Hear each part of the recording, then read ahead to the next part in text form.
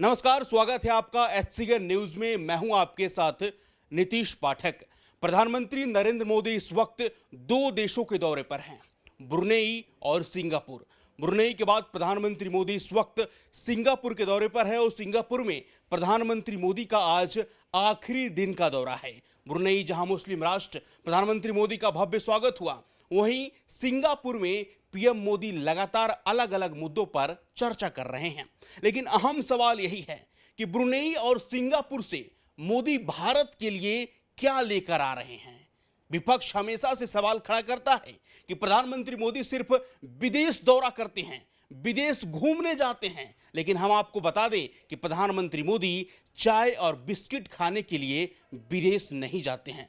प्रधानमंत्री मोदी सिंगापुर क्यों गए हैं, प्रधानमंत्री मोदी ने आखिर ब्रुनेई का दौरा क्यों किया, ये सभी बात जानेंगे और अंदर की खबर लेकर आएंगे कि कैसे प्रधानमंत्री मोदी के सिंगापुर दौरे से चीन बौखलाया हुआ है, चीन बिलबिलाया हुआ है। इसी मुद्दे पर बात करेंगे आज। मेरे साथ बात करने के लिए हमारे साथ राजनीतिक विश्लेषक AK वर्मा सर हैं।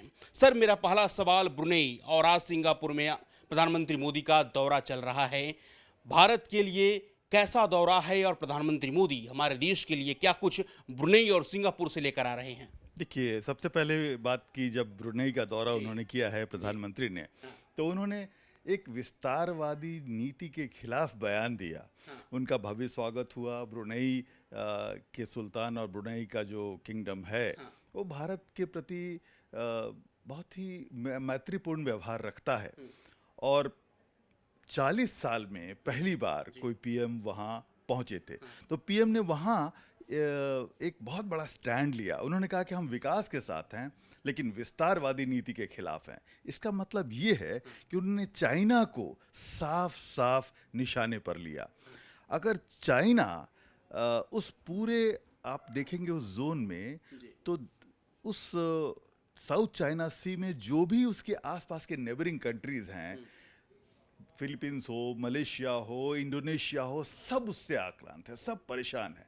और चाइना से हम तो परेशान हैं ही, उसकी जो विस्तारवादी जो बॉर्डर नीति है उससे तो हम तो परेशान हैं।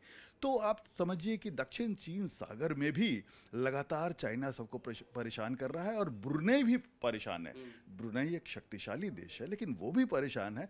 तो प्रधानमंत्री ने क्या कहा? प्रधानमंत्री ने कहा कि भाई हम नौवहन का अधिकार होना चाहिए। हर देश को अधिकार है कि भाई वो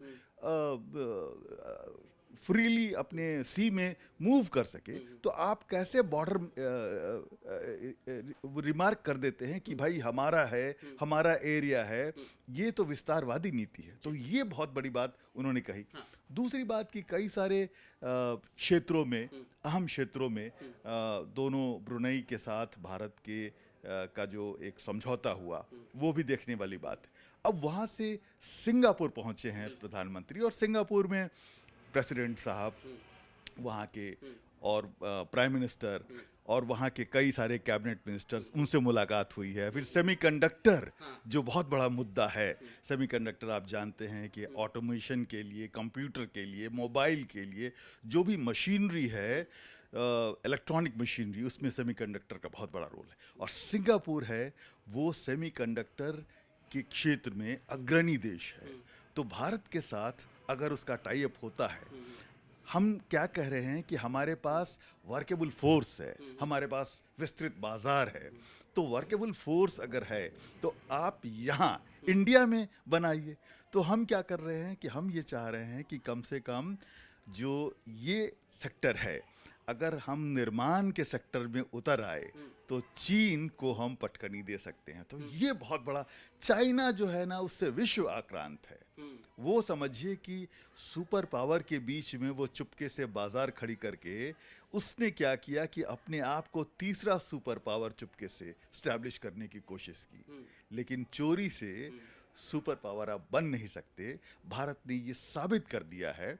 और जो उसका बेल्ट एंड रोड इनिशिएटिव है, जो जिस तरीके से वो आगे बढ़ रहा है, बहुत सारे देशों को वो अपने पहलू में, कब्जे में, और सारे रोग नेशन हैं, पाकिस्तान से लेके सारे ऐसे ऐसे देश हैं जो आप विश्व जानता है कि सब आतंकवादी हैं। पाकिस्तान आतंकवाद समर्थन। प्रधानमंत्री मोदी ने सिंगापुर में एक बात कही। प्रधानमंत्री मोदी ने कहा कि भारत के अलग अलग हिस्सों में हम कई सिंगापुर बसाना चाह रहे हैं। इस बयान के पीछे क्या मकसद हो सकता है पीएम का? इस बयान के पीछे साफ मकसद है कि प्रधानमंत्री चाहते हैं कि सिंगापुर से काम भारत आए। सिंगापुर से जो भी हम सेमीकंडक्टर ही फील्ड नहीं है, जो भी वहाँ निर्माण का जो काम हो रहा है, वो अगर इंडिया कंट्रीब्यूट करेगा अपने वर्कफोर्स से, तो ये बहुत बड़ी ताकत होगी। हम सिंगापुर को भी सपोर्ट करेंगे और सिंगापुर के साथ साथ हम अपने आप को भी सपोर्ट करेंगे। जो 5 ट्रिलियन इकोनॉमी का जो ड्रीम है वो बहुत दूर नहीं है, हम बहुत ही आसानी से अचीव कर सकते हैं, क्योंकि हमारे पास वर्कफोर्स है, हमारे पास पढ़े लिखे लोग हैं जो अंग्रेजी जानते हैं।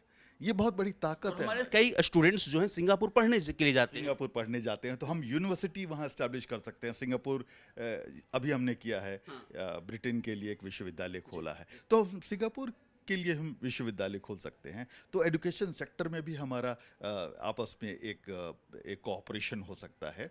और इस तरीके से हम अपने आप को, आप ये देखिए कि केवल यही देश नहीं, अभी 2 देशों की यात्रा प्रधानमंत्री की हो रही है, हम उसको फोकस कर रहे हैं, लेकिन पीएम की जो यात्रा है, जैसा आपने इंट्रोडक्शन में बताया कि पीएम हमारे एक मैसेंजर हैं।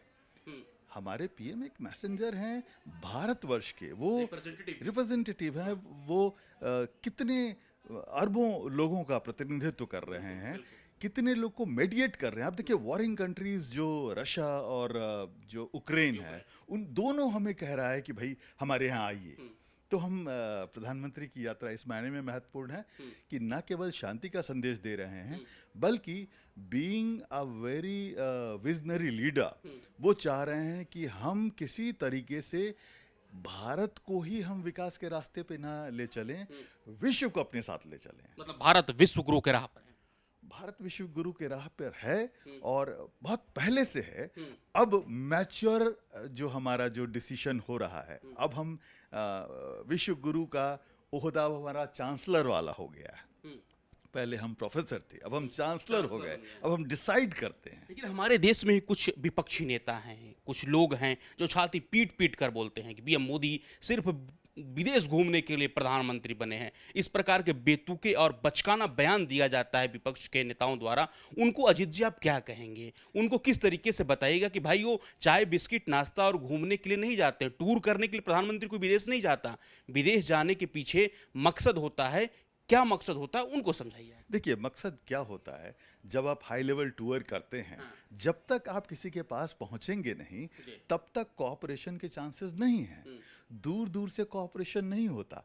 हम जाएंगे, एक डेलीगेशन लेवल टॉक होगा, हमारे एक्सपर्ट्स जाएंगे, उनको एश्योर करेंगे कि हमारे पास वर्कफोर्स है, हम आपको ये सारी सुविधाएं देंगे, हमारे यहाँ निवेश कीजिए। पहला तो ये है कि निवेश इनफ्लो होगा, तो एक बहुत बड़ी बात है। दूसरी बात कि एक बार अगर हम उसके लिए उसके इच्छा अनुसार अगर हम सामान बनाने लगे, तो वो सामान की क्वालिटी हम स्टैंडर्ड लेवल, इंटरनेशनल लेवल का हम स्टैंडर्ड हम प्रोड्यूस करने लगेंगे, तो हमारी ही केवल ज़रूरत पूरी नहीं होगी, आवश्यकता है।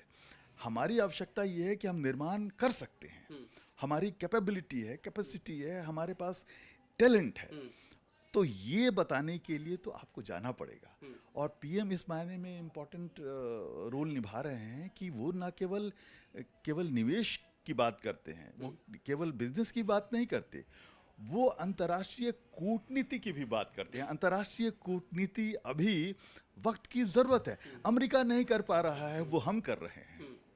तो अभी एक जो लीडरशिप क्राइसिस है, वो कम से कम पीएम मोदी उसको तो स्टेबलाइज कर रहे हैं। तो इस मायने में भारत की तरफ से उनका जाना स्टेबल करेगा इंटरनेशनल फोरम को। अभी पीएम का फिर से दौरा होगा, फिर रशिया जाएंगे, रूस जाने वाले हैं, जो ईयरली जो बैठक होती है पुतिन साहब के साथ, वो होगा।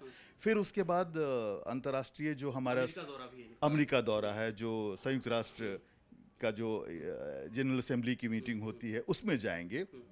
तो हर फोरम पे बड़े बड़े लीडर्स से मुलाकात। इस वक्त हम बात करें तो हम देश विश्व में काफ़ी उथल पुथल है। रसिया, यूक्रेन, इजराइल, ईरान को आप देख लीजिए, हमारे पड़ोसी देश बांग्लादेश को आप देख लीजिए। इससे पहले श्रीलंका में जो हालात हुआ, इससे पहले अफगानिस्तान में जो हालात हुआ, तो वैश्विक पटल पर काफ़ी उथल पुथल है। जी, वैश्विक पटल पे उथल पुथल है और इसकी वजह क्या है कि उनका इंटरनल क्राइसिस है। देखिए, इंडिया कभी भी दूसरे के मामले में नहीं चाहता पड़ना। ये हमारी जो जो पंचशील की नीति है उसमें साफ साफ लिखा है कि non interference into each others internal matters.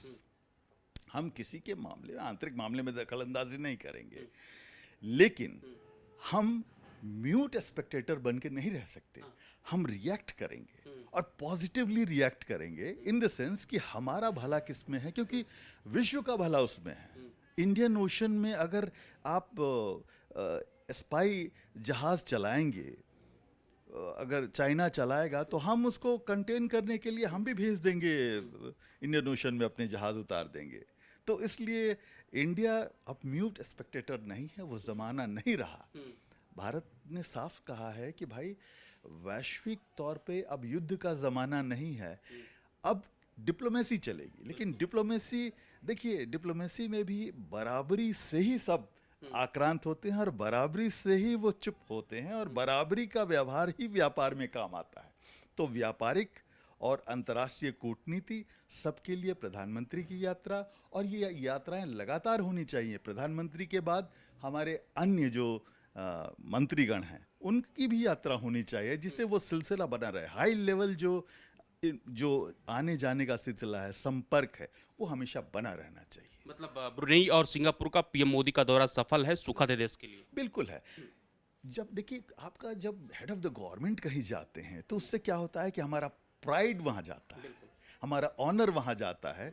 अब देखिए, प्रधानमंत्री का कि जिस तरह से स्वागत होता है वो आपका स्वागत है, हम सब का स्वागत है। तो पीएम की वहाँ किसी भी देश की यात्रा और जो उथल पुथल है, एक बयान जब वो देते हैं कि हम विकास चाहते हैं, विस्तारवादी नीति नहीं चाहते, इससे पूरा इंटरनेशनल खेमा एकदम से समझ जाता है कि भारत का रोल क्या है, भारत क्या चाहता है। ये बहुत बड़ा बयान है, और भले साहब हमारे पीएम साहब, मोदी साहब ने ब्रुनेई में दिया है, लेकिन ये मैसेज है चाइना के लिए, अमेरिका के लिए, इवन रशिया के लिए कि वी आर स्पेशल। हम कमज़ोर नहीं हैं, हम ताकतवर हैं, और लोग ताकतवर बनाते हैं, हमारी आबादी हमें ताकतवर बनाती है, and we are work force, हम बैठे हुए लोग नहीं हैं। तो ये मैं समझता हूँ कि पीएम साहब की यात्रा बहुत अच्छी है, सुखद है, सफल है, और लगातार होती रहनी चाहिए। बहुत धन्यवाद सर, आपने अपना बहुमूल्य समय दिया। तो आप जनता जनार्दन पर हम सवाल छोड़ते हैं कि आप प्रधानमंत्री मोदी के ब्रुनेई और सिंगापुर दौरे को कैसे देखते हैं, आपकी क्या राय है इस मुद्दे पर? कमेंट बॉक्स खुला हुआ है, कमेंट कीजिए। बाकी देश और दुनिया की तमाम छोटी बड़ी खबरों को देखने के लिए आप बने रहे HCN न्यूज़ के साथ। धन्यवाद।